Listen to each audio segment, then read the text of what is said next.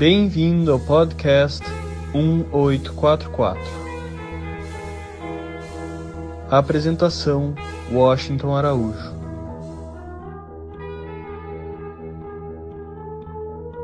O caso denunciado no dia 1º de julho a autoridades policiais do Ceará, tendo como agressor o DJ Ives e como vítima sua mulher Pamela Holanda, está mobilizando bastante o noticiário, fazendo fervilhar as redes sociais e gerando ondas de solidariedade para com a vítima e inúmeras notas de repúdio ao comportamento do DJ. Mas, infelizmente, este caso está longe de ser caso isolado, mais longe ainda de constituir alguma forma de raridade ou de ineditismo.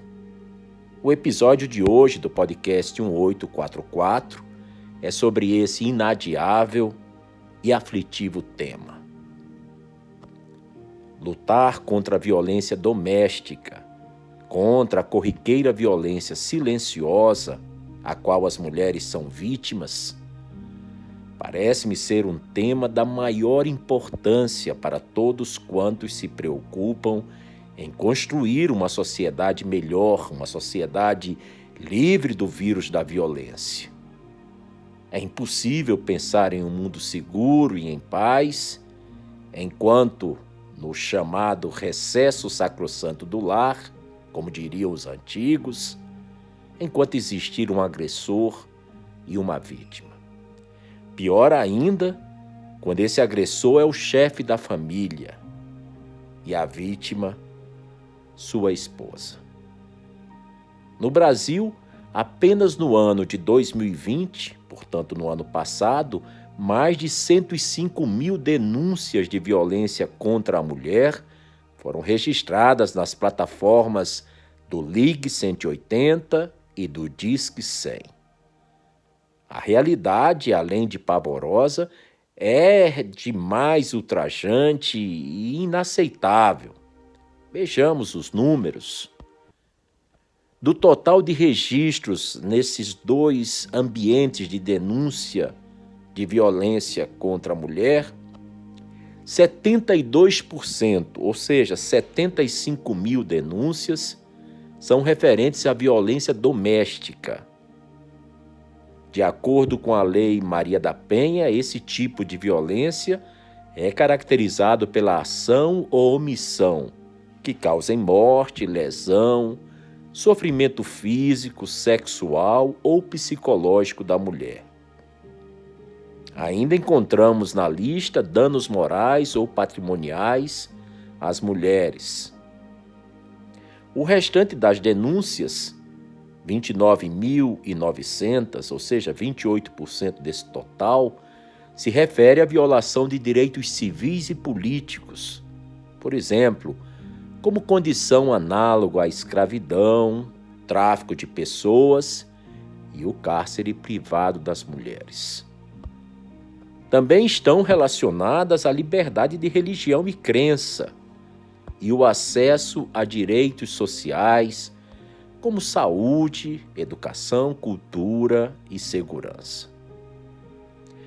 A violência contra a mulher, caros ouvintes, insere-se na trama da relação de poder que, historicamente, marca a vida das pessoas na sociedade. De acordo com Michel Foucault, em seu livro aqui publicado em 1979, o poder não é uma coisa ou sua posse, mas depende da relação que se estabelece entre pessoas ou grupos de interesse. Dessa forma, a violência contra a mulher reflete a natureza contraditória da vida social, marcada por conflitos insolúveis e de variadas formas de agressões físicas ou simbólicas. Vejamos esse pavoroso cronômetro da violência contra a mulher no Brasil. Dados muito recentes indicam que uma mulher é vítima de estupro a cada 10 minutos. que 3 mulheres são vítimas de feminicídio a cada um dia. Mais à frente, iremos falar um pouco sobre feminicídio. Indicam também que uma travesti ou mulher trans é assassinada no Brasil a cada 2 dias. E indicam que 30 mulheres sofrem agressão física a cada 60 minutos, a cada hora. Uma das faces mais cruéis da pandemia é o aumento da violência doméstica e do número de casos de feminicídio. A pandemia do Covid-19 fez aumentarem as agressões físicas e verbais, a violência sexual, os ataques na internet e o assédio contra mulheres. A pandemia do Covid-19 fez aumentarem as agressões físicas e verbais, a violência sexual, os ataques na internet e o assédio contra mulheres em todo o país. Realizado com apoio do Consulado da Irlanda em São Paulo e da Fundação Heinrich Böll, um levantamento consultou 1.500 pessoas com idades entre 18 anos ou mais, nos dias de 2 a 14 de outubro de 2020. Alguns dados que trago à atenção dos ouvintes são os seguintes. Para a maioria dos consultados, a pandemia fez aumentarem as agressões físicas e verbais, a violência sexual, os ataques na internet e o assédio contra mulheres. Motivos apontados para o aumento da violência doméstica durante a pandemia foram os seguintes. Primeiramente, o aumento no consumo de bebidas alcoólicas. Logo em seguida, o estresse ou a irritação devido ao isolamento social. Em terceiro lugar, vem as pessoas convivendo por mais tempo dentro de casa. Em quarto, a preocupação com a falta de dinheiro. Em quinto, mulheres e homens estarem tendo contato por mais tempo e a sobrecarga da mulher pela falta de divisão do trabalho em casa. Também se constatou nesse levantamento que para 95% homens que agridem mulheres no isolamento social já faziam isso antes da pandemia. Me debrucei sobre o tema e apresento algumas reflexões. Em todo o mundo, pelo menos 1 em cada 3 mulheres já foi espancada, obrigada a fazer sexo ou sofreu alguma forma de abuso. O agressor geralmente é um membro da família. Cada vez mais a violência de gênero é vista como um sério problema de saúde pública, além de constituir em si mesma uma grave violação aos direitos humanos. A sociedade precisa prevenir e expurgar, apagar, impedir a ocorrência desses crimes. Para se evitar esses crimes, é necessário buscar a melhoria da autoestima e a sensação de poder pessoal das mulheres.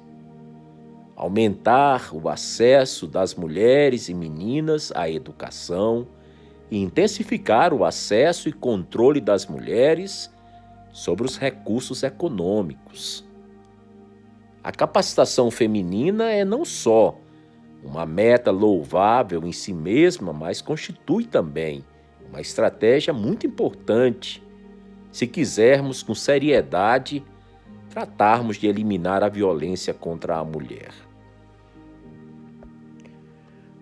1 em cada 5 dias de falta ao trabalho é decorrente de violência sofrida pelas mulheres em suas casas.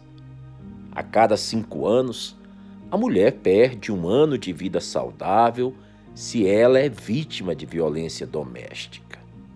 Em 1993, o Banco Mundial diagnosticou que a prática de estupro e de violência doméstica são causas significativas de incapacidade e morte de mulheres na idade produtiva. Isso tanto nos países desenvolvidos quanto naqueles em desenvolvimento. Dados do Banco Interamericano de Desenvolvimento, o BID, resultantes de pesquisas realizadas em Santiago do Chile e em Manágua, na Nicarágua, em 1997, concluíram que as mulheres agredidas física, psicológica e sexualmente por seu companheiro em geral recebem salário inferior a de uma trabalhadora que não é vítima. Uma em cada 4 mulheres foi vítima de algum tipo de violência nessa pandemia do Covid-19 no Brasil. É o que aponta um levantamento recém-concluído pelo Datafolha, encomendado pelo Fórum Brasileiro de Segurança Pública. É um levantamento datado de 5 de junho de 2021, bastante quentinho ainda. Nele foi indicado que caiu a violência na rua e aumentaram as agressões e a violência dentro de casa. O vizinho, que em 2019 ficou em segundo lugar como autor das agressões, eram 21%, agora, em 2021, nesse ano, simplesmente sumiu das respostas e em seu lugar apareceram pai, mãe, irmão, irmã e outras pessoas do convívio familiar como potenciais agressores. Uma em cada 4 mulheres acima de 16 anos afirma ter sofrido algum tipo de violência em 2020 no Brasil.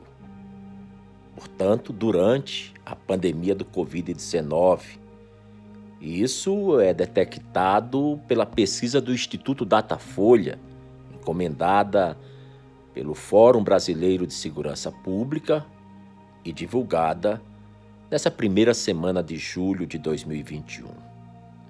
Isso significa que cerca de 17 milhões de mulheres sofreram violência física, psicológica ou sexual em 2020 aqui no Brasil. A porcentagem representa estabilidade em relação à última pesquisa de 2019. A gravidade da situação se confirma quando essas informações são garimpadas com os resultados de pesquisas realizadas por outras instituições voltadas para a defesa dos direitos da mulher. Levantamento realizado há algum tempo pelo Movimento Nacional dos Direitos Humanos, o MNDH, havia constatado que 72% dos assassinatos de mulheres foram cometidos por homens que privavam da sua intimidade, da sua confiança. Uma pesquisa divulgada em 2004 pela Fiocruz, a Fundação Oswaldo Cruz, dava conta que 53% das mulheres vítimas de agressões graves de origem sexual viviam com o agressor há mais de 10 anos. O que tais observações demonstram, em síntese, é a associação entre violência, casa e casamento. Esta associação é, para podermos dizer, no mínimo, algo bizarro, mas se deixa compreender muito bem se levarmos em conta as considerações introdutórias daquele documento, onde se demonstrava que a cultura brasileira se caracteriza por certa incapacidade crônica, como a de dotar os indivíduos dos necessários freios a determinados apetites, que assim desabridos não se detêm sequer em presença de pessoas com as quais se tenha muitas coisas em comum. Pensemos, por exemplo, não apenas na violência contra as mulheres, mas também entre homens jovens que se conhecem como colegas de escola ou de vizinhança, e teremos a ideia da medida em que é fácil, com a formação cultural brasileira típica, não enxergar no próximo senão um meio para a consecução de fins, antes de um fim em si mesmo. A violência contra a mulher, além de ser uma questão política, cultural, policial e jurídica, é principalmente um caso de saúde pública. Muitas mulheres adoecem a partir de situações de violência em casa. A ligação entre a violência contra a mulher e a sua saúde tem se tornado cada vez mais evidente, embora a maioria das mulheres não relate que viveu ou que viva uma situação de violência doméstica. Por isso, é extremamente importante que os profissionais de saúde sejam capacitados a identificar, atender e tratar as pacientes que se apresentam com sintomas que muito bem podem estar relacionados a abuso e a agressão. Mas não nos iludamos. A luta pelos direitos da mulher não pode nem deve parar, muito pelo contrário. Há muito que se fazer para que homens e mulheres venham a ser tratados com justiça, muito mais do que com igualdade. Nunca foi tão necessária uma nova forma de educar os filhos como hoje. Preconceito contra as mulheres nasce, muitas vezes, dentro de casa e cresce junto com nossos filhos. Quando percebemos, parece já ser tarde demais. É quando descobrimos com tristeza que criamos um filho machista e uma filha submissa. É por isso que todos os dias devem ser dias de dedicação internacional à elevação da condição feminina. Não podemos nunca esquecermos que as mulheres são vítimas, na maioria das vezes, silenciosas e indefesas, de agressões sexuais e psicológicas de todos os tipos e intensidades, e de outras variadas formas de violência, bem mais sutis, embora não menos perversas, como a desvalorização da mulher no mercado de trabalho, recebendo salários sempre menores do que os homens, embora ocupando funções idênticas. Vemos também com muita tristeza as dificuldades de ascensão das mulheres a postos de comando, seja nas empresas, seja na vida da sociedade, na política, e também nunca podemos desconsiderar a dupla jornada da mulher, entre muitas outras coisas. Mas se existe algo intolerável sobre qualquer pretexto, é que aceitemos passivamente qualquer forma de discriminação contra a mulher, também contra os afrodescendentes, contra nossos valorosos povos indígenas, contra os meninos e meninas de rua, contra as populações ciganas. A intolerância é sempre um crime contra toda a humanidade. Outro ponto é que a violência física e psicológica contra as mulheres já se constitui num dos grandes males da sociedade atual. Afinal, em muitas partes do mundo, os códigos legais e as práticas habituais ainda vêm tratando as mulheres como cidadãs de segunda classe, negando-lhes o direito à propriedade, a viajar livremente e a ter acesso a recursos econômicos. Nós sabemos que muitas mulheres continuam sofrendo abusos e violências dentro de casa porque não têm condições de se separar de seus maridos, de seus companheiros, uma vez que dependem economicamente deles para a sua sobrevivência física e a de seus filhos. Em muitos países, as mulheres nem têm representação equivalente aos homens nos cargos e postos de liderança. Isso faz com que elas não disponham com frequência do poder necessário para tomar decisões básicas e fazer escolhas amparadas sobre a sua própria saúde. Infelizmente, as mulheres dificilmente escaparão da violência se continuarem dependentes financeiramente dos homens e restringirem seu valor social ao cumprimento apenas dos papéis de esposas e de mães.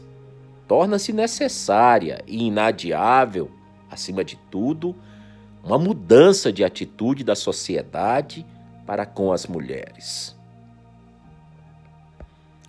Há alguns anos atrás, por volta de 2004, um homem egípcio esfaqueou até a morte 4 de suas filhas enquanto dormiam e feriu outras 3, pela vergonha que sentia por não ter tido um filho depois de 18 anos de casamento.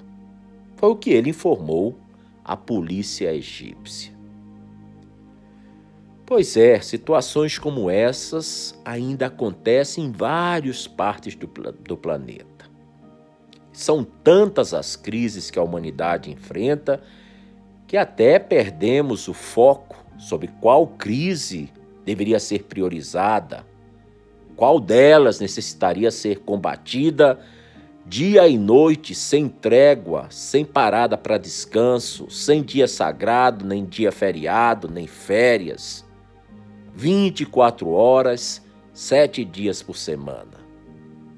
Cada vez mais me convenço que a violência contra a mulher é atualmente a maior crise enfrentada pela humanidade.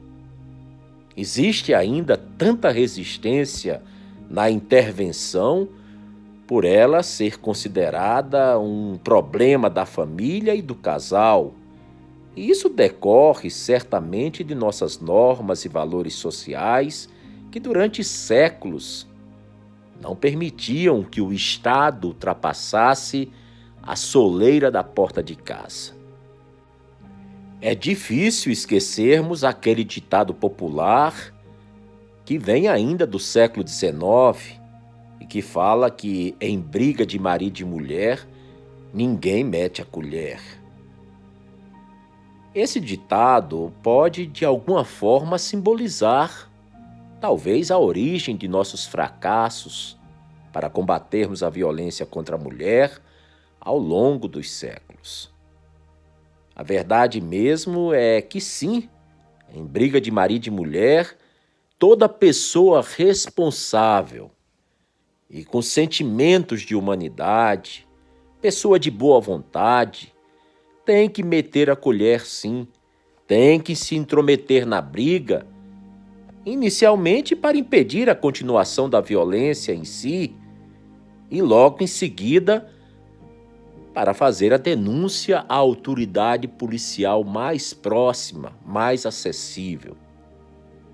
Não podemos deixar de ver a imensa sabedoria que existe no ensinamento Bahá'í, que diz que aquilo que infelicita a parte, infelicita o todo.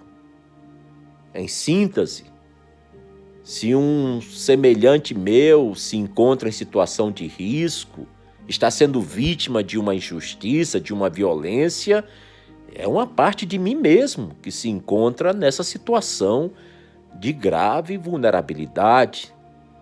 E por isso sou chamado a me manifestar, a tomar o lado certo, a buscar o equilíbrio, a resolver a situação, ou seja, a tornar possível que a justiça seja eficaz e enfim se realize. Uma palavra também precisa ser dita sobre um crime ou um comportamento criminoso que foi muito recentemente tipificado nos códigos de leis como tal, um assassinato de mulheres. Leis em várias partes do mundo já tipificam esse crime como feminicídio. Quase todos os dias nos deparamos com as notícias de mulheres assassinadas, vítimas de seus companheiros, muitas vezes eles com históricos de relacionamentos abusivos. Quando um crime é cometido pelo fato da vítima ser do sexo feminino, ele é atualmente considerado feminicídio. A lei que considera esse tipo de crime hediondo, um agravante, portanto, à pena, já existe no Brasil desde 2015. As situações para que ocorra o feminicídio devem necessariamente envolver a violência doméstica e familiar, o menosprezo ou a discriminação à condição da mulher. São crimes motivados por ódio ou sentimento de perda do controle e da propriedade sobre as mulheres. Segundo a OMS, a Organização Mundial da Saúde, o Brasil é o 5º país que mais mata mulheres no mundo. E quase sempre elas são vítimas de companheiros ou familiares. Mas reflitamos um pouco. O feminicídio não surge do nada. Surge de uma sociedade violenta, de uma sociedade cujas relações de gênero são violentas. E dentro desse hábito violento da sociedade, no topo dessa pirâmide, surge o feminicídio. Não se trata de um fato isolado, assim como não se trata de um fato isolado as agressões do DJ Ives contra sua mulher Pamela Holanda, que nós falamos há poucos minutos. É que existe uma ordem hierárquica claramente desigual, onde as mulheres são sempre encaminhadas para uma posição de subordinação, onde recai sobre todas elas uma permanente desconfiança moral. Essa violência máxima que é o feminicídio decorre de inúmeras violências cotidianas, diárias, que vieram a ser normalizadas e banalizadas pela sociedade. Hoje, nosso maior desafio no Brasil, pelo menos, tem sido enfrentar uma ideologia patriarcal que permite a eterna dominação de um sexo sobre o outro e que acaba por consolidar relações desiguais que legitimam a violência doméstica.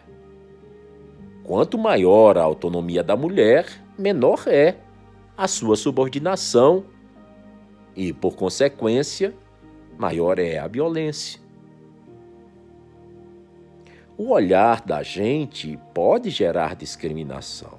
A forma como vemos os outros tanto pode ser de uma perspectiva de justiça quanto de injustiça. Se não promovermos mudanças na atitude social, não levarmos em conta os princípios relevantes, morais e espirituais, e se homens e mulheres de boa vontade não considerarem uns aos outros por meio da expressão prática de tais ideais, seja de forma individual ou na vida comunitária, nós estaremos alargando, aumentando o fosso que separa a sociedade civilizada da sociedade selvagem, bárbara. Não podemos esquecer as lições do filósofo da não-violência Mahatma Gandhi, ou do líder pacifista Martin Luther King, ou mesmo de um herói enlouquecido de esperança, como o nosso Zumbi dos Palmares. Também daqueles que, apaixonados pela humanidade, lutaram pelo estabelecimento da justiça, pela eliminação das discriminações, dos preconceitos, dos racismos. E estou me lembrando aqui de Enoch Olinga, de Louis Gregory. Todos eles demonstraram o seu amor à espécie humana e são, antes de tudo, um orgulho e um exemplo brilhante para a presente geração e também para as futuras gerações. O Brasil, como sabemos, é etnicamente formado pelo cadinho, pela reunião das raças negra, branca e indígena. Não encontra respaldo histórico para que aceitemos passivamente qualquer tipo de manifestação de racismo. O sangue que corre nas veias do brasileiro tem certamente um bom percentual de cada raça. E é essa mistura, essa miscigenação, que caracteriza o povo brasileiro como pacifista, tendo uma índole amistosa e sendo hospitaleiro. Fala-se muito em uma sociedade livre de violência e também fala-se muito em direitos humanos. Mas já paramos para pensar que também existam direitos e deveres humanos? Um dos deveres humanos, embora pouco lembrado, é aquele que nos impele a agir com bom senso, buscando sempre combater todo tipo de discriminação, seja ela de origem, de raça, de sexo, de cor, de idade, de ideologia, especialmente os preconceitos contra mulheres, afrodescendentes, homossexuais, portadores de deficiências físicas, e os pobres, aqueles em vulnerabilidade econômica. Um outro dever ditado pelo bom senso é o que nos faz apoiar entidades não governamentais, as ONGs, que lutam, trabalham pelos direitos da cidadania das populações socialmente discriminadas. E então nós vemos que temos um oceano imenso a ser navegado. Levantar a voz da nossa consciência em benefício do mais fraco, essa é realmente uma atitude verdadeiramente humana. E são atitudes assim que nos fazem sentir orgulho de pertencer à nossa espécie. Nós somos folhas e ramos de uma mesma árvore. E essa árvore tem um único nome: humanidade. Com uma derradeira reflexão, tão importante, a meu ver, quanto as demais. A humanidade poderia ser vista como um pássaro, onde uma asa é o homem e a outra asa é a mulher. Isso nos foi ensinado pelo sábio persa Abdul-Bahá, que viveu no Oriente, na Pérsia e na Palestina, entre os anos de 1844 e 1921.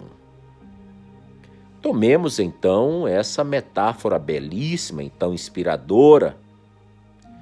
Um pássaro não pode, obviamente, voar sem o equilíbrio das duas asas. Lamentavelmente, o mundo parece voar mais com a asa masculina, e isso reflete o desequilíbrio existente entre os sexos hoje em dia, e isso resulta nos elevados índices de violência contra as mulheres. Por outro lado, as vítimas dessas violações continuam a não denunciar seus agressores. Os principais motivos de tal omissão a vergonha de que alguém descubra os maus tratos sofridos, o medo de represálias de seu agressor, as vinganças, o medo de perder o contato com os próprios filhos. No entanto, convenhamos, denunciar quem viola os direitos humanos é, antes de tudo, uma grande questão de direito.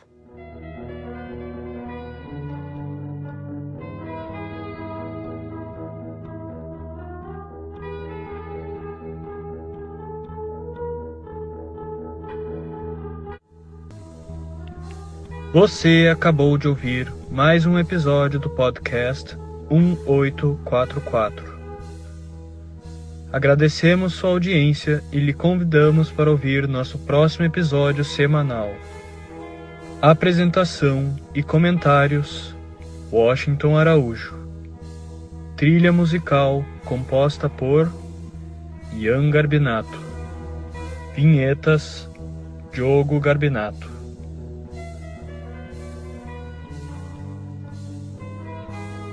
Contatos com a produção para comentários e sugestão de temas podem ser feitos através do e-mail podcast1844@gmail.com.